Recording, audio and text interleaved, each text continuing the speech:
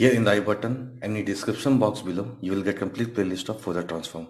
Welcome to video number 18, and in this video we are going to see a very important property. Okay, basically we are going to see one property of Fourier transform and we are going to prove that property also. Okay, so before I start this video, I would request you to subscribe to my channel, and if you learn something from my videos, then please hit the like button and do share a playlist of Fourier transform with your friends. In this way only you can support me. So let us start properties of Fourier transform.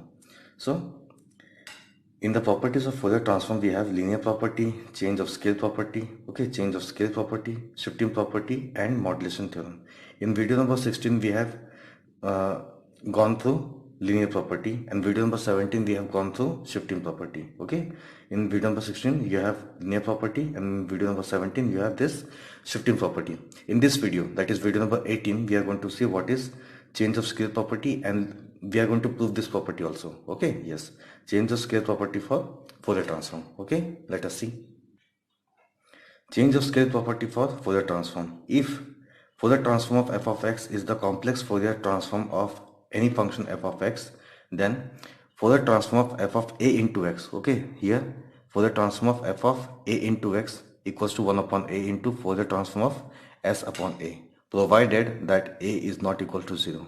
Okay, yes, again I am repeating this property, that is, if f of s is the complex Fourier transform of function f of x, then Fourier transform of function f of a into x equals to 1 upon a Fourier transform of s upon a.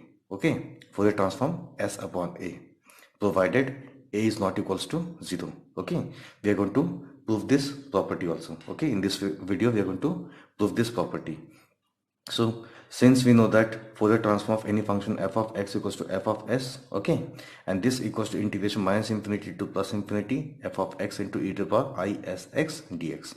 Now here we have Fourier transform function f of a into x. So Fourier transform of f of a into x, that equals to integration minus infinity to plus infinity, okay, f of a into x e to the power I s x dx. Now we need to, yes, let's suppose a into x, this a into x becomes t. Okay, let this a into x equals to t.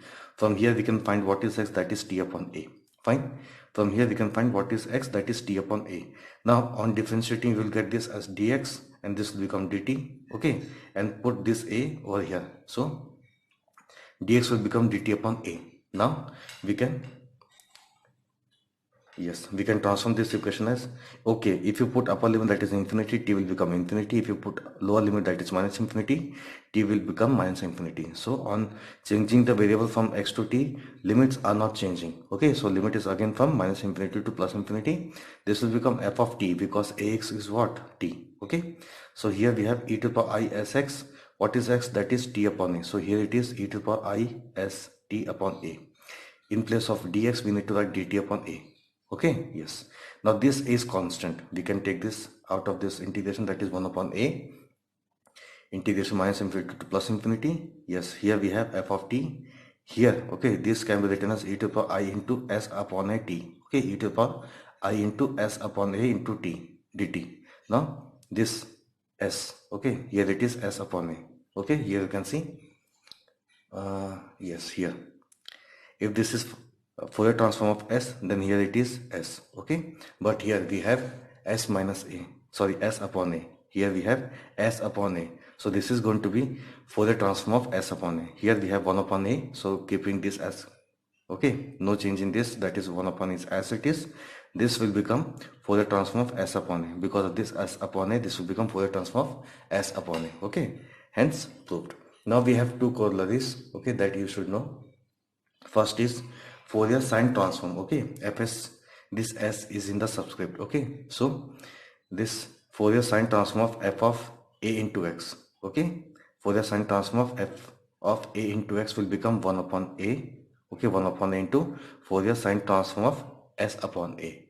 Okay, then again for Fourier cosine transform, okay, we have Fourier cosine transform of f of a into x is equals to 1 upon a into fc, that is Fourier cosine transform of s upon a. Okay, yes, these two corollary you can prove it by yourself. Okay, so this was all about your change of scale property. Okay, so again, by change of scale property we have this, that is Fourier transform of f of a x equals to 1 upon a into Fourier transform of s upon a, provided a must not be equals to 0. Okay, thank you.